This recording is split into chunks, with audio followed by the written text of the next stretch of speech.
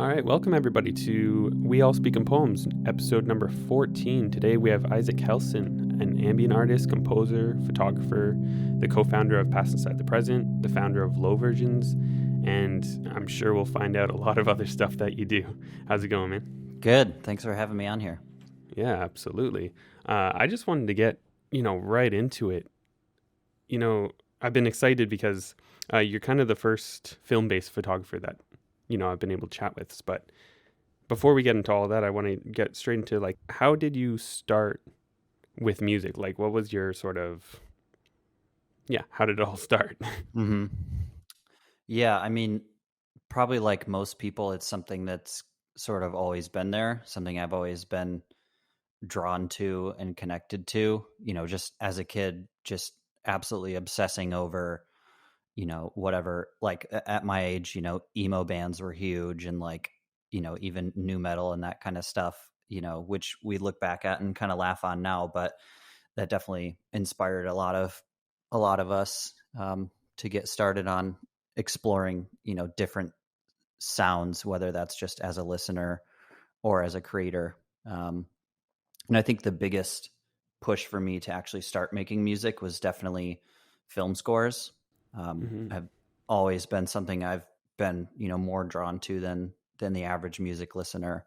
So starting to, analyze those and explore the sounds that are within them and trying to figure out how to recreate them with, GarageBand when I was like 14 is really where I first started, exploring music. And I was learning bass guitar at the time. Um, and that got me, involved with just jamming with more people, making really bad music, but, having the time of my life. For sure. So is that what you kind of grew up with, the sort of new metal and emo kind of music? It was definitely a good mixture. Um, like I said, all that stuff that was popular at the time, like, emo, new metal, that kind of stuff, definitely was like the impetus to start exploring more unique sounds, Yeah. and that like kind of juxtaposed with film music. And, I've always enjoyed classical music and jazz and all of that. Um, Slowly, those just all kind of started meeting, and led me toward more of the, left field side of music, whether that be ambient, sound art, electronic, left field stuff. Absolutely, yeah. So you kind of found ambient and all that stuff through film scores and classical, and that's really cool. Yeah, I think one major thing I remember is um, Clint Mansell was the film composer that like got me really into understanding film music in a different way. Yeah. Him being sort of a popular music maker before that, as like he was in this band called Pop Will Eat Itself. It was this Oh, like okay. industrial new metal band from the UK, and I was never really that into them, but he worked with Trent Reznor a lot on. He worked on the Fragile, which is my favorite Nine Inch Nails album, one of my favorite albums ever. Um, but that kind of crossover, starting to explore his music and how different it could be, and his film score for the movie The Fountain he made with Mogwai, and that introduced me to Mogwai, which like got me more into post rock and led me into ambient from there. So yeah, it's just kind of this like web of connections that leads to that rabbit hole. Oh, amazing. So I saw one of your more early works that were released was a score from a film called Rust. hmm Uh, so was that sort of the start of your recording or composing career? Sort of. I feel like a couple of those things were happening at the same time, where I was exploring how to make that type of music just as its own release, while also starting to connect with filmmakers who were looking for that type of music. Um, so I've done a number of films at this point, all short films of varying length, and a lot of um, I've done some like documentary type stuffs, a lot of advertisements, and I've been working regularly with someone who does architectural tours for like really high end, like fine art architecture. And so Oh, I've just amazing. been making really simple ambient music to go along with their videos. So yeah, it's crossed into a lot of different paths, but um, yeah, I feel like I was starting to explore making music on my own at the same time that I was starting to connect with filmmakers, and it all kind of went from there. Well, yeah, that's amazing. I saw that on your website actually, the architecture sort of scores and stuff, and I think that's so cool. Hmm. Even on YouTube and stuff, when people do, custom tiny homes or whatever, like ambient music and whatever is perfect for that sort of feeling, and especially your sort of style of ambient music. It's very drone based and Hmm. less maybe compositional. Hmm. It's perfect for it. It's amazing. Thank you. Um, Before we get into your how you came to your style and maybe your process of making ambient, I noticed you have an EP, or I guess it's considered an album, called Ubedi or Ubidi. I believe Ubeity is Ubeidi. the way it's pronounced. Um, and it's a solo piano EP, which is amazing. I didn't know that you had any solo piano work. Is that something you might be exploring in the future, or? Yeah, yeah, that was really fun. I guess I don't know if it would technically be an EP or an album. I think it's kind of right on that cusp of like 30 minutes. Yeah, Um, but yeah, it was a digital only release, something I self released. Before I was involved with Pass Inside the Present or anything, didn't have had a small following of mostly friends and some people who had just come across my music, but um, I definitely started out exploring, like I said, wanting to make music that sounded like film music. So I was exploring, software emulations of pianos and strings and, really basic ambient pads to go underneath it. And the more that I've kind of developed that into the sound that I have now, the more I was attracted to, the sounds that are in the background that are sort of filling that space. And then finding a way to make that the main focus of the music is kind of where I'm at now. But absolutely. with that EP,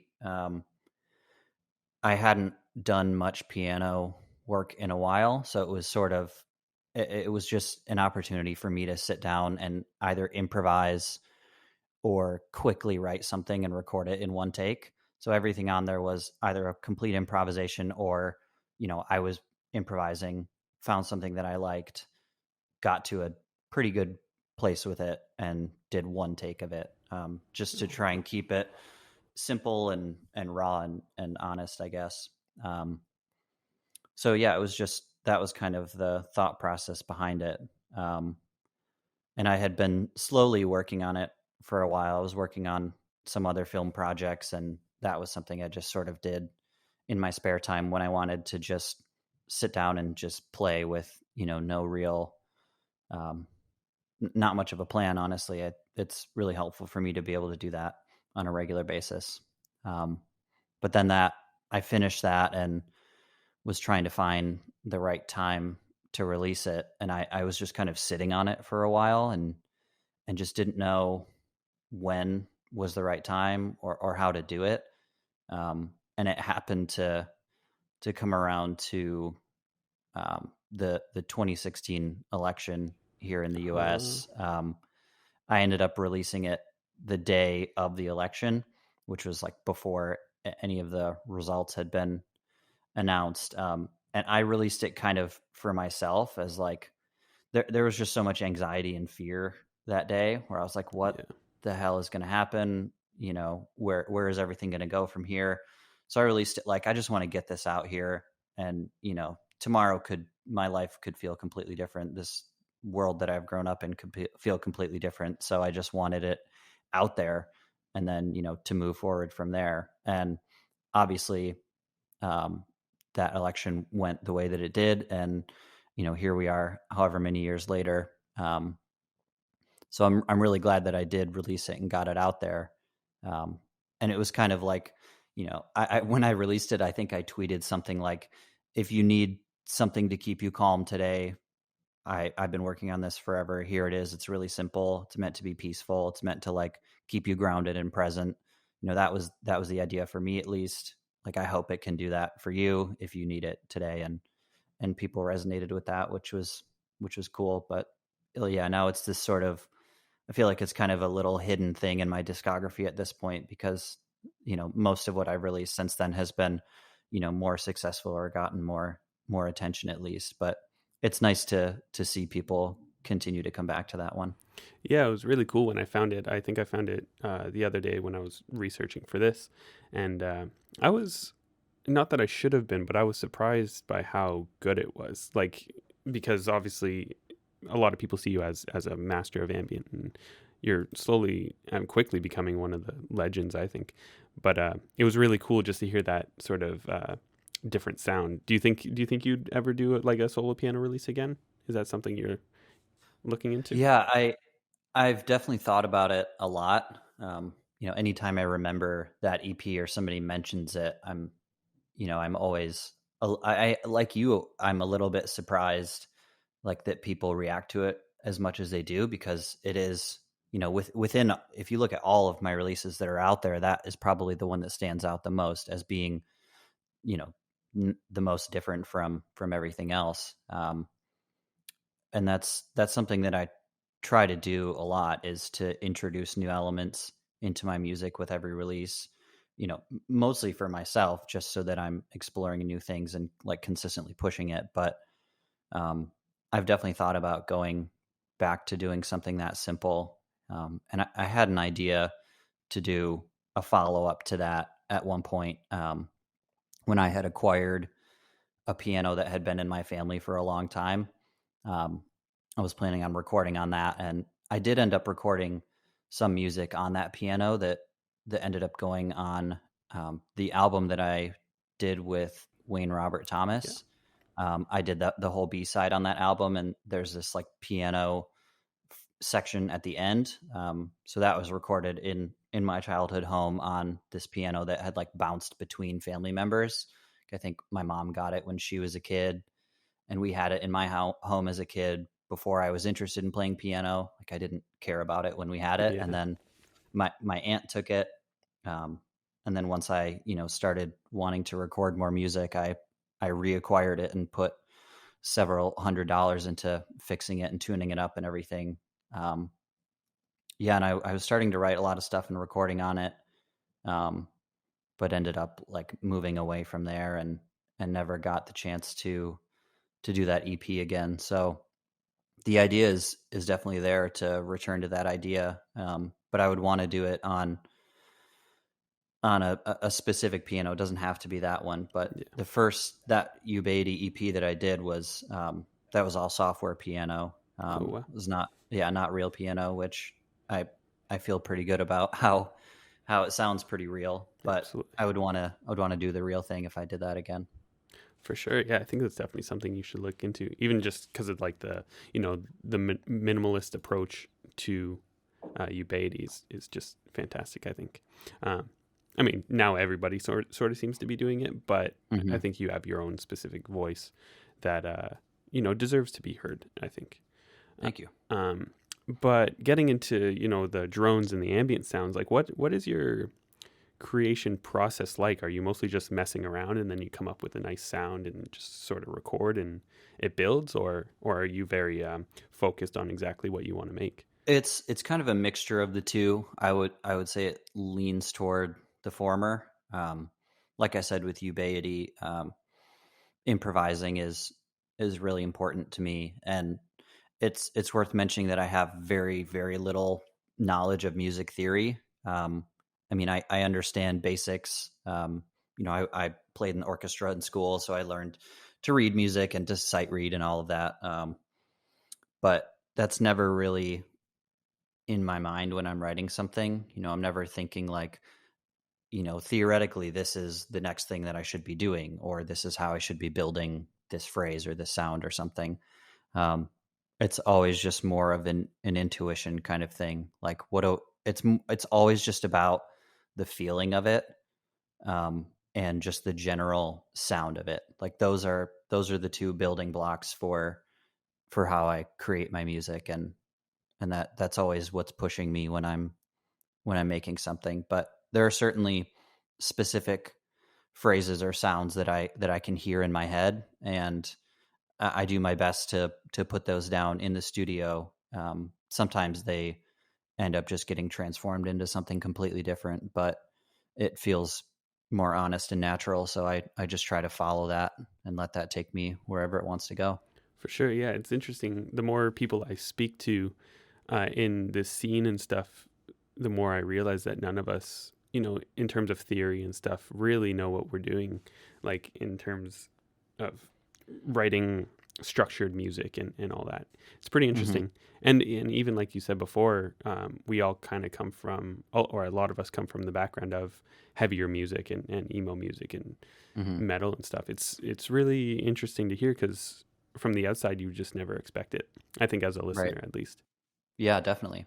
Um, so before your album with Wayne Robert Thomas came out, you had a few releases.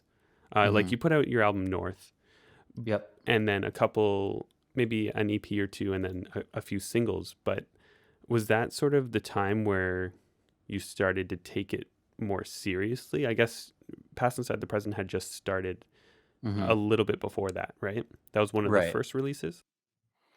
Yeah. So that was actually one of the very first releases that was ever planned for Pass Inside. I think initially it was supposed to be the first physical release, like the first vinyl release. Hmm.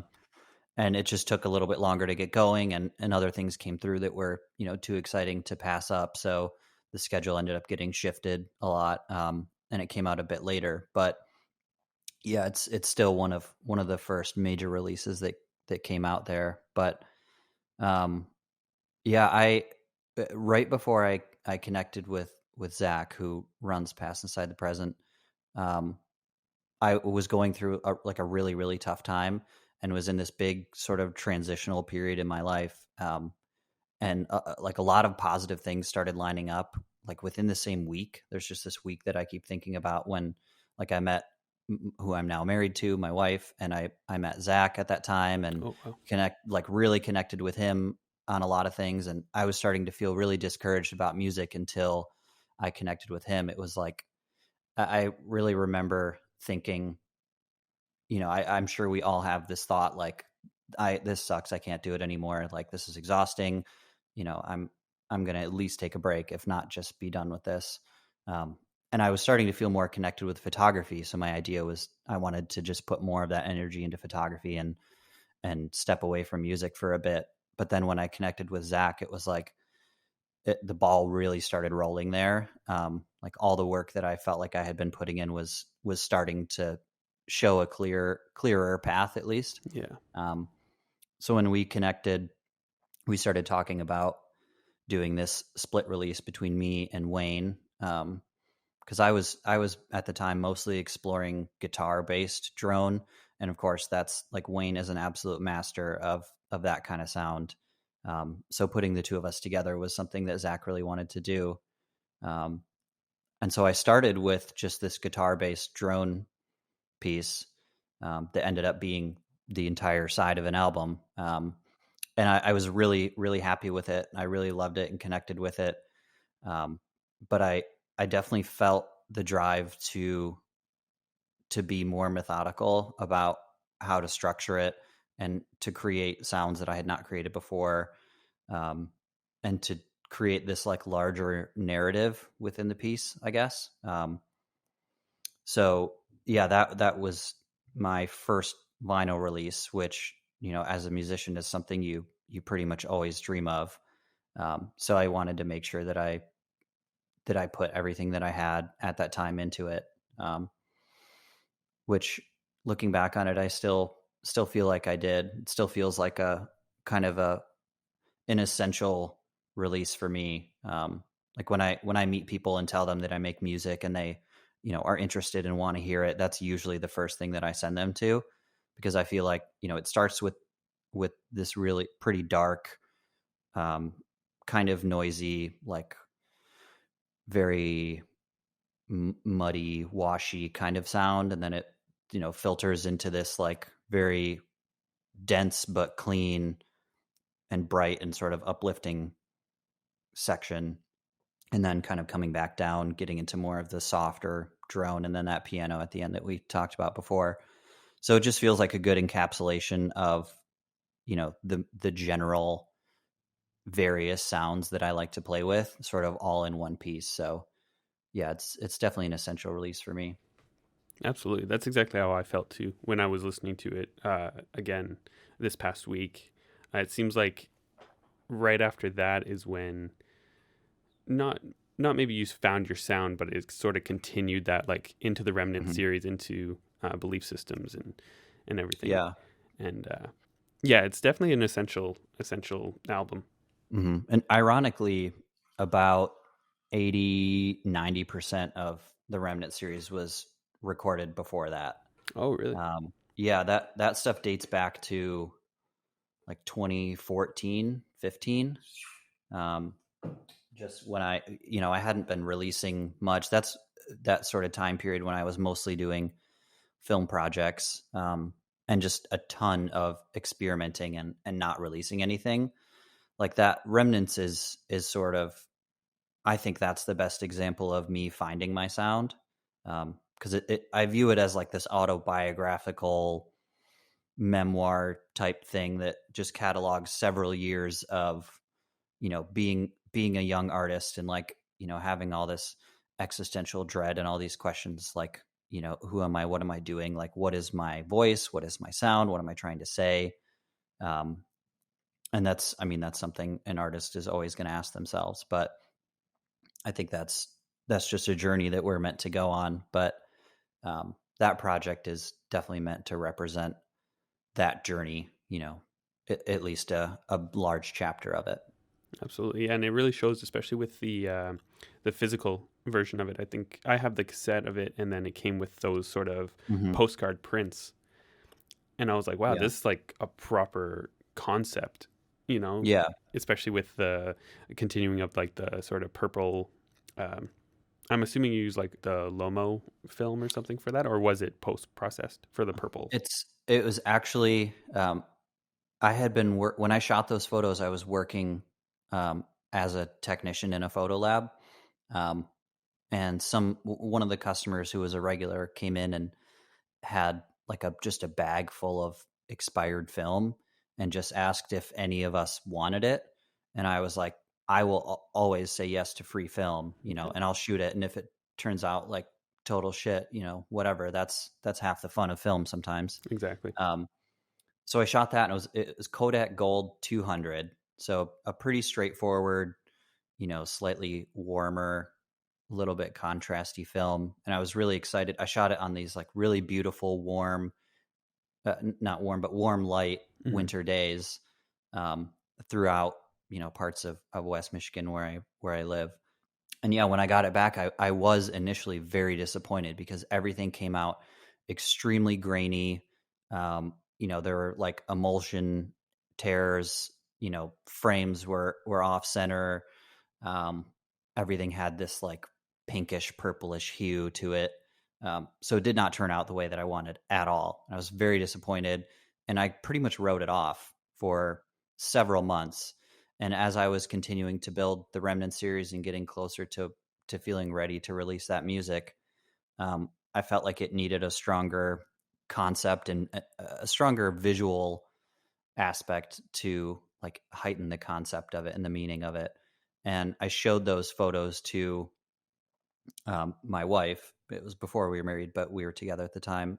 And she was like absolutely enamored by the photos. She absolutely loved them, and loved that there was this kind of beauty, and there were these sort of stories within them, even though it did not turn out the way it was supposed to. It was like, there was major errors in every single frame of that roll of film. But that felt, once I was able to see the beauty in that, I felt way more connected to those photos, and it did feel like the right visual identity for the Remnants project, because that project was all about exploration and like accepting things that have gone wrong, whether that's in life or musically. I love to thrive on musical error and find a way to take something that didn't go the way I expected and turn it into something that is meaningful. Um, so that's kind of where that whole visual identity came from with that project. And then I just kept feeling more and more connected to it, and like I needed to add more to it to make it this big concept, like you said. So my wife is a writer. She writes really beautiful poetry. Oh So I wow. asked her if because she had written some poetry inspired by pieces of music that I had made, whether it was released or unreleased. Um, and they were these things that just felt very connected to the music. And a friend of mine, dating back to like high school, who's still one of my closest friends, is an incredible prose writer. He's mostly like a literature writer. He writes a lot of really good short stories too. Um, but we had this relationship where when I would explore just something in the studio, and just I used to just put demos on SoundCloud, like sit down, improvise, record, put it on SoundCloud, like throw a film photo on it, and like just make it something to put Yeah. out there. Yeah. And I would always send them to him just because I knew he wanted to hear them, and he's always looking for music to listen to when he writes. And he and I just really connected on that, and inspired him to write all of these short stories. So he just started writing short stories, surrounding what he conceptualized from the music that I sent him. So once it came time to, taking those demos and, fixing them up and preparing them a little more for a legitimate release, I just knew that it was absolutely essential to have his prose pieces involved in that. Um, and there were so many tracks that I wasn't gonna, like he probably had 6 of them written already from years ago that I had just saved. I wasn't gonna ask him to do all 18. And my wife's connection, to those photos, and she was really connected to the music and the idea behind it. I knew that she had to be involved in that in some way too. So yeah, the backside of each of those photos has a piece of prose written by one of them that is, their connection to that specific song. Wow, that's amazing. Yeah, I was gonna ask what the writing was because I remember, opening the package and I was looking at the photos, and then you turn around and I'll be like, "There's a whole story here. Like, what Yeah. is going on?" That I think with Remnant series, I think that's when it clicked for me that you were more of an artist and like a musician. Like, especially with that project, it was a full multimedia experience. It Hmm. was amazing when we first sat down and listened to it and everything.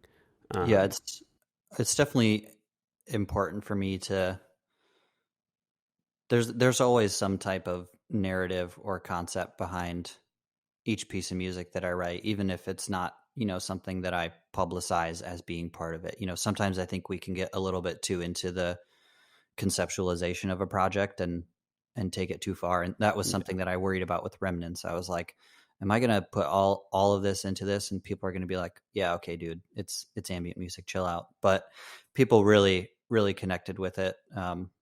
Yeah, and I still feel really proud of it. And that's having done that and it being as successful as it was, and like, like you said, being kind of this good jumping off point, for me to start getting some more opportunities and to just be able to explore more on my own. Every release that I've done since then, I feel like a little bit of pressure to sort of match that, but I also just have to remind myself, that it's not something necessary to do for every single release, and that would, if I did that for every release, it would just kind of diminish it. yeah, exactly. And that's kind of what I've come to learn too, because we did like a sort of short poem thing on the back of some prints as well, like some drawing prints for Hmm.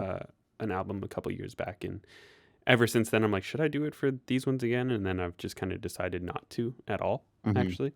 Um, Yeah. but yeah, I think it's something every artist, once they go fully into a project, they just kind of learn to back off on, future ones to make it Hmm. that much more special. Like, don't overdo it or whatever. But Definitely. yeah, Remnants and RAS or Ross, do you actually pronounce it as Ross or is it RAS? RAS? That's how I pronounce it. It's Yeah. a Faroese word, and I'm not going to pretend that I know how to pronounce anything correctly in Faroese, but um, yeah, you can call it whatever you want, I guess. Yeah, for sure. And those were like, of your albums, those are like the two that I always go to when I want to listen to your music before I branch off into your newer stuff or whatever. Like Hmm. they're classics to me. Yeah, I think Um, so. but yeah, and so it's interesting because ever since starting Pass Inside the Present, I feel like you guys have branched off into a bunch of different sub labels and stuff, and then you started low versions. Hmm. Do you want to like what exactly is low versions for Yeah, somebody who hasn't heard it before? that's a good question, and that's a question I'm still asking myself all the time. Like as somebody who's always, internally probably over examining myself and what I create and what it means and like how I connect with other artists. I don't want to call it impulsive, but it was this like urge to just sort of have my own platform. I wanted to take my personal Bandcamp page and turn it into something else that would allow me more freedom to make different music on my own and have an opportunity to release it. So the initial idea was like, I'm just going to turn my Bandcamp page into a label of sorts, if you want to call it that, so that I could start making music under other monikers, maybe. Because there are a lot of different sounds that I want to explore, but I just don't feel like they fit within, the Isaac Helsen banner at this point. And it was an opportunity to collaborate with more people, um, and having it be a digital only thing, I hope will make there's a little less pressure on it to be anything specific. It can be more of an experimental sort of playground, and it's just evolved from there to be more of this kind of. I like to think of it as more of an art project. Obviously, it's going to be music and sound art for now, at least. I love the idea of involving other types of media into it, but I'm definitely not interested in playing around with shipping or anything right now because we do plenty of that with Pass Inside, and anyone who's doing that right now knows what a nightmare it is. Yeah, Um, so yeah, just wanting it to be this digital digital art gallery, for music and sound projects, that just don't exactly fit into other spheres of the ambient world or whatever that looks like, I guess. for sure. So is that mostly your own music and collaborations, or do you actually release other people's music through it? So far there has just been one release, when I launched it, and that was it was called Mute Patterns, and that's Yeah. the first of that's going to be an ongoing series. No plan as to how many there will be or how long it will go on. Some of the other future editions are in the works with some really exciting people, um, and just taking my time on letting those things develop as they develop. I don't want to. I really hesitate to call it a label because I think that puts a lot of pressure on or expectation for it to be releasing regularly and to be releasing the at least sort of the type of things you would expect out of it's unavoidable for low versions to fall within the community of ambient and experimental, just because that's the community that I'm in, and the people that I'm working with are part of that community. So, and that's the idea, is for it to stay in there, but I'm hoping that it can push genre boundaries a little bit, give people opportunities to explore sounds that they may not be comfortable doing on a full length, or even on a feature for somebody else's album, something like that. So Mute Patterns was meant to be sort of a reworks project. Stem sharing is essentially the basis of it. People trading undeveloped sounds with each other, and it being this cross collaborative process. And the first one was between four people, so it was me, Carlos Ferreira, who is a friend of mine from Brazil, um, Zach, and City of Dawn. Damien is one of our friends who Zach works with a lot. Yeah. So the two of them worked together on their track, and then Carlos made his own, and I made my own. But the idea of it is that one of us started that, and the idea is that we won't reveal who started the project. So Oh, somebody wrote a demo and sent it to everybody else and said, "Here are the stems for this demo that I made. Take them and make whatever track you want out of it." And then the second person sent that back to everybody. So then, whoever was getting started on it from there was able to take the pieces from person number 1 and 2 and make a track. And then, you know, the third person was able to send their stuff in. So then, like, there were moments where I thought my track was finished, and then, somebody sent in a new piece that they had added to theirs, and I was like, I have to sample that and turn it into something for my track. So wow. it's meant to be this sort of, like, I've described it as recursive in that way, like kind of feeding back and forth into each other, and no plan as for, like, you do this and then I do this and then you do this, like keeping it a little less boundaried, um, in terms of process, but hoping to push that into different genre boundaries in the future too. Wow. Yeah, that sounds just inspiring in itself. Like it's such no expectation kind of, yeah, low stress, no stress even. Mm-hmm. Um, it sounds amazing. I can't wait to hear what other mute patterns come out or whatever else you do with it. Mm-hmm. Um, with that being said, man, the names you come up with for your songs and your albums and even low versions and mute patterns, they sound so good. And I'm always, whenever I see it, I'm like, why didn't I think of that? How do you read a lot, or do you kind of come up with these phrases in your head, or how do you? What's your naming process like? Yeah. It's pretty fluid and sort of randomly inspired. On an album that I'm working on right now, there's a track that's just called Body Heat, which is Amazing. just a simple, everybody knows the phrase, like, your body gives off heat, you have body heat. But Yeah. it was like, that phrase just came to me, and I was having a conversation with somebody, and somebody said body heat, and it just, like, clicked in my head, where I was like, that needs to be the title for this song that I'm working on, because this song is like, it's like warm and heavy. It's kind of a dark song, so, like, there's sort of a juxtaposition there, but because I think of body heat as being this, like, warm, intimate, like, special thing, but um it just it just clicked, and it just felt right, and I haven't looked back on that track yet as that being the title for it. And I feel like that is generally the same with pretty much every title that I come up with, whether that's for a track or an album. And I definitely, I have to give my wife credit. She's helped me with a decent amount of my track titles within the last couple years. Like some of the Remnants pieces, she came up with the titles for those, and she ended up writing the phrases, or the poems for them. And some of them, she wrote the poem, and I didn't have a title for it yet, and I took the title from her poem because it was so perfect.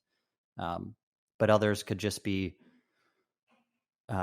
something that I read, and it was, a phrase or a collection of words that just felt right. And sometimes it's, a whole phrase from something I read, and I like certain words of it, and I chop them up, and they don't fit together, but I like the feeling and the sound of it, and I think it is a good reflection of what's in the music. For sure. Yeah. Do you ever have like a name in your head and you want to use it and then you write it down and realize it doesn't actually look good? I get that all the Yes. time where, yeah, and it's like now I can't use it because written down it just It's doesn't, just not right. it's not, yeah, it's just not there. Hmm. Yeah, I had that issue when I was coming up with names for low versions and mute patterns. I had a note on my phone that was just like dozens of different words, and I was just playing around with different combinations of them. So, like, low was one word, and versions was one word, and, like, additions was, a potential, or I'm blanking on some of the other ones, but It's all yeah, I good. was just sort of shuffling around these collections of words until I found something that clicked and felt absolutely right, and that's where it landed. Yeah, even like I just opened up belief systems on Spotify here just to look at another name, and Hmm. knowledge rooms. Like That's the sickest name I've ever heard. Yeah, Zach And it's just so simple. Zach actually came up with, I think he came up with all of the titles for that album and all of the tracks. Oh, wow. Yeah. I'm gonna have to chat with him about that. Yeah. That's one of my first releases where I had no involvement in the photography or the track titles, which is fun and interesting. That's really interesting though, because it kind of, I mean, especially the artwork and the track titles really fits your Hmm. aesthetic, if you want to call it that. You know, it definitely fits you. Nice segue into your photography, I guess. When did you start with photography, and how did? Yeah, let's start with when did you start with your photography? Hmm.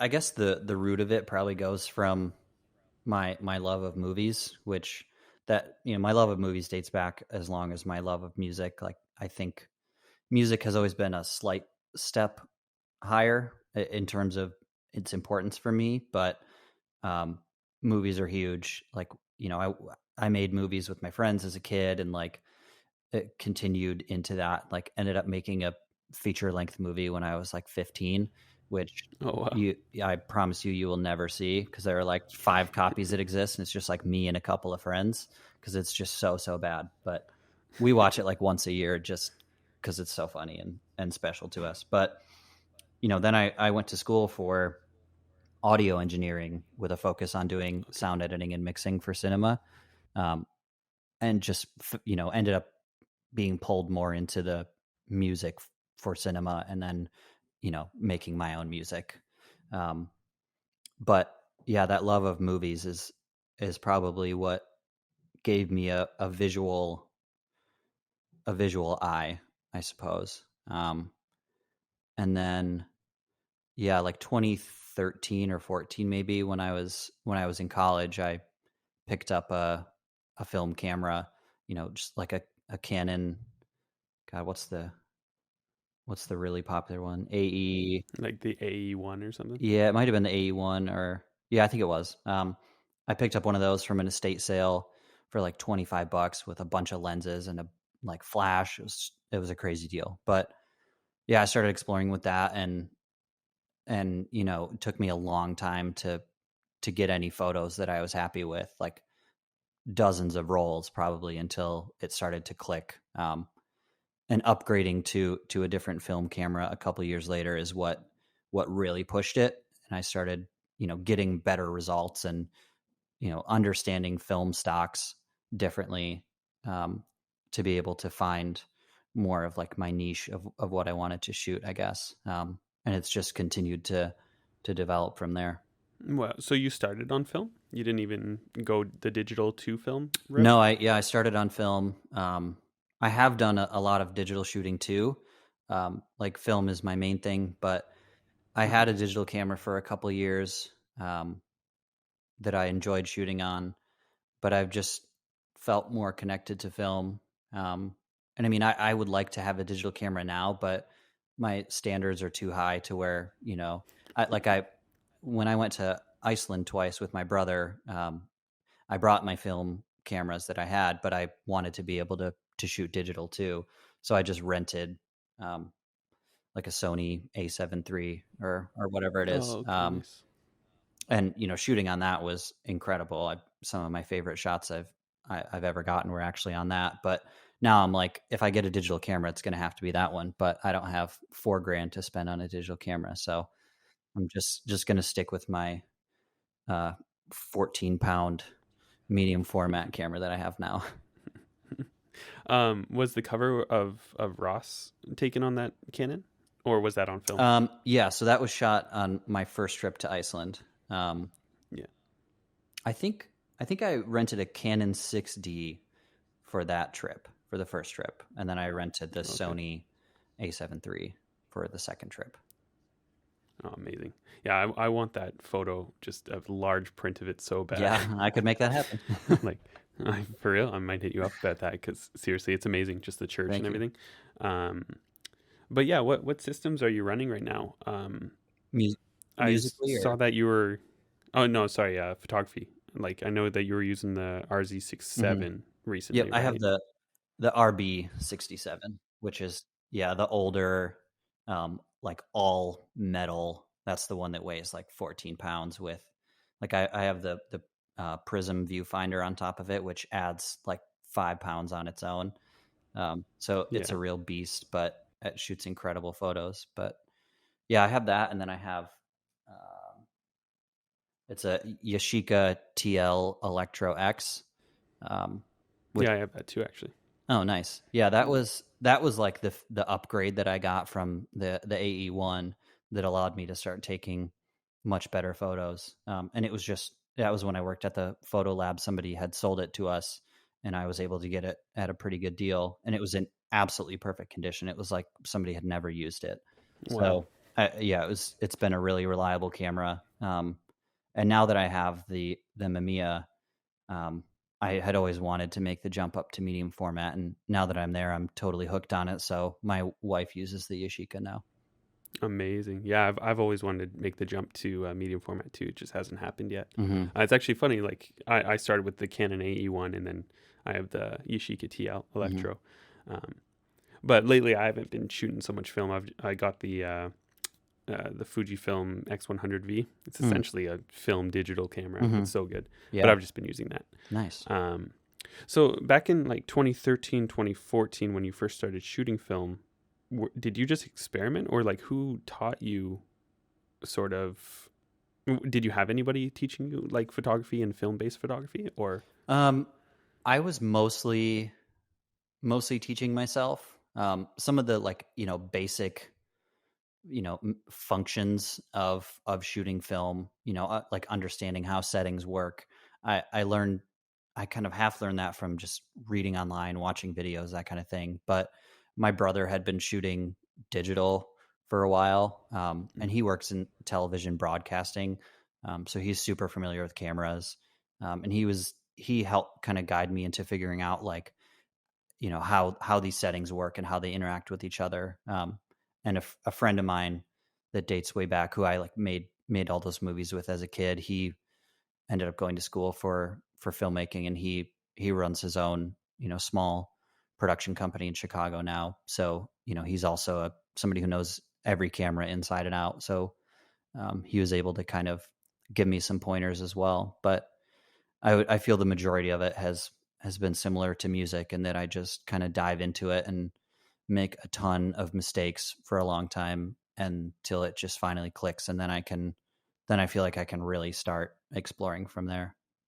Yeah, I feel like any photographers like just start shooting film, and your Hmm. understanding of photography and stuff will skyrocket because it's so unforgiving. Like I Absolutely. remember when I was starting, I didn't understand, because I only shot like Polaroids maybe if Okay. I was shooting any film, and I didn't understand that the rolls needed to be developed. You know what I mean? Like I know it sounds crazy and stupid, but I literally was searching on Google. I was like, how do you get the film out? How do I You get the know, how do pictures I? out? So I got sticky notes, and I would jam it in it, hoping that the sticky part would stick to the film, Oh and I my would god. rip it out. And I destroyed a roll on Yeah. that because obviously, but that's a mistake you'll Never make it never make again. again. Absolutely. That's funny. It's such a funny one, right? Because I just had no clue, right? Hmm. Um, Yeah, I made a similar mistake. Like, my film was like not advancing in my camera or something, and I was like, "That's weird. Let me open it up and see what the issue is." And then I like yeah, get my film back, and there's six shots in the middle that are just pure white, like absolutely nothing in them. And yeah, I learned my mistake that way. yeah, it's definitely mistakes you'll never make again.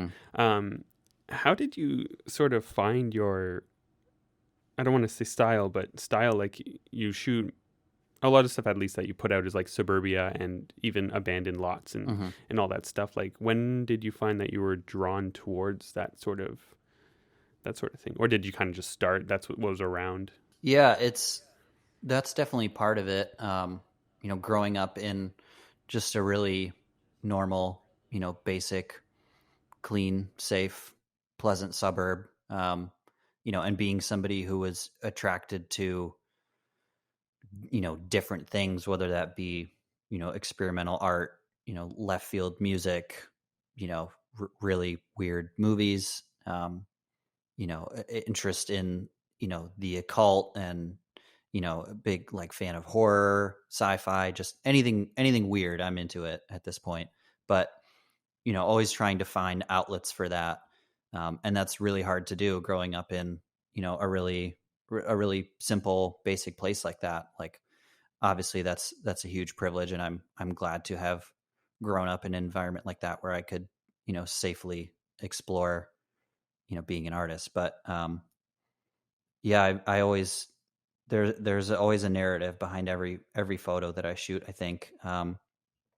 And some of it is just kind of about feeling out of place in that environment too. Like I always felt out of place in that environment as a kid.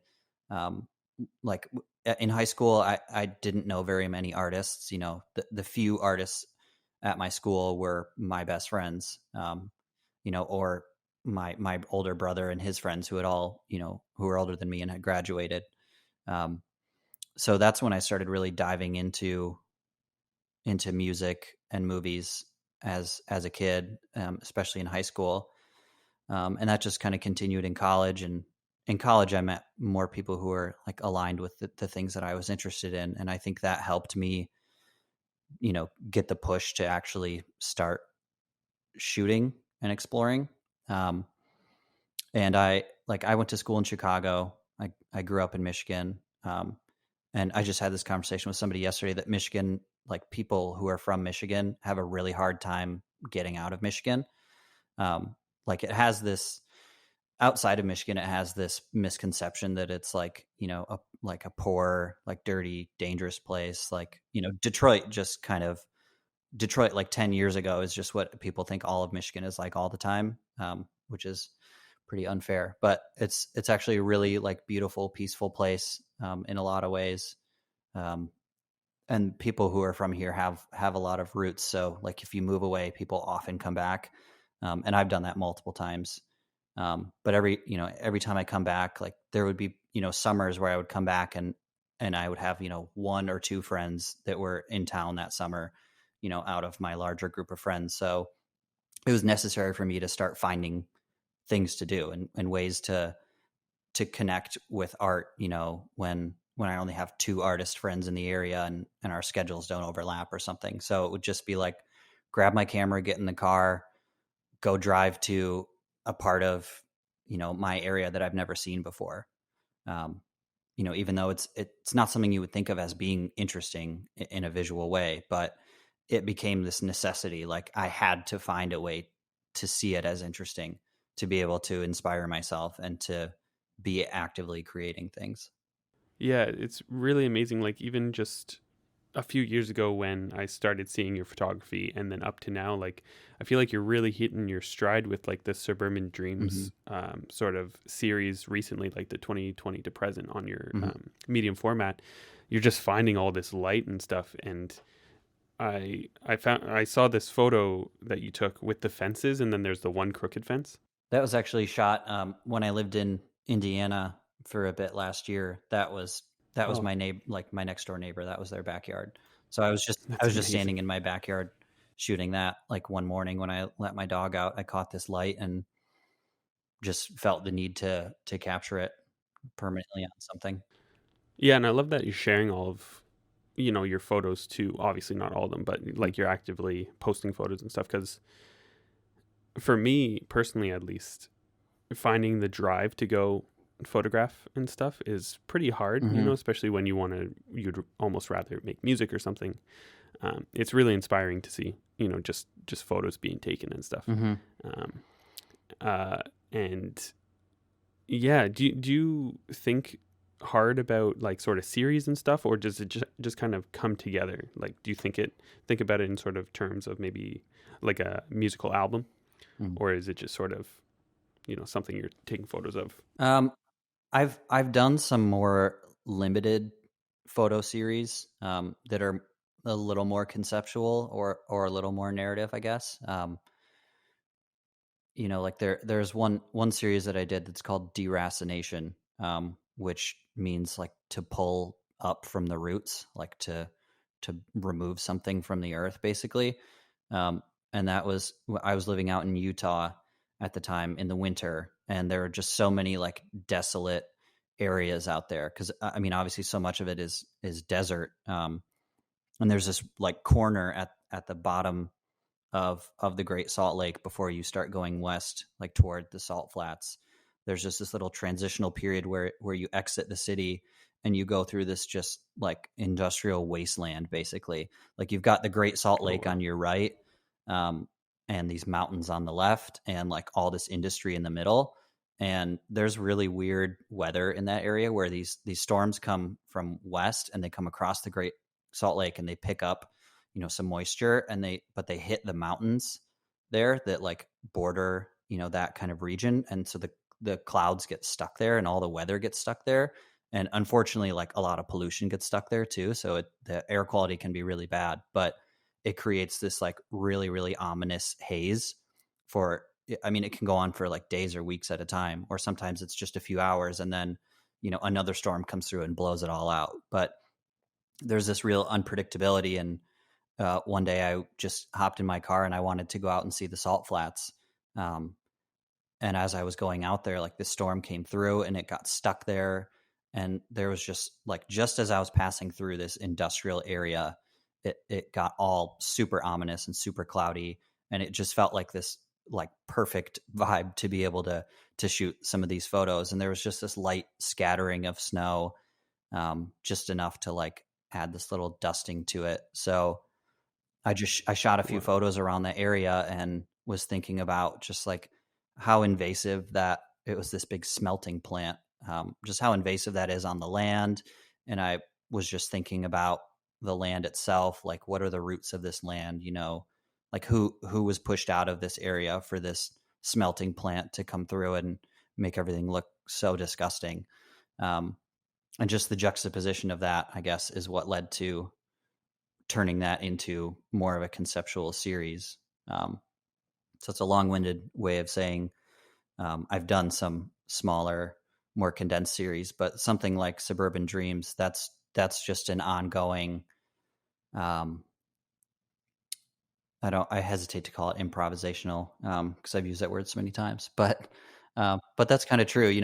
For those, it's like I'm feeling in the right headspace to go shoot today, or there's really beautiful light, or the weather is just specific, um, and I just go and I walk around and I wait for the shot to show up, and I do my best to capture it. So that's just something that I plan on just continuing to go until I eventually live in an area where I can't shoot that type of material anymore, or just lose the inspiration for it and move on to something else. Who knows? For sure. Do you have like sort of ambitions to, you know, publish your photos and stuff? Is that something you want to get into in the future, or do you not really care too much about I that?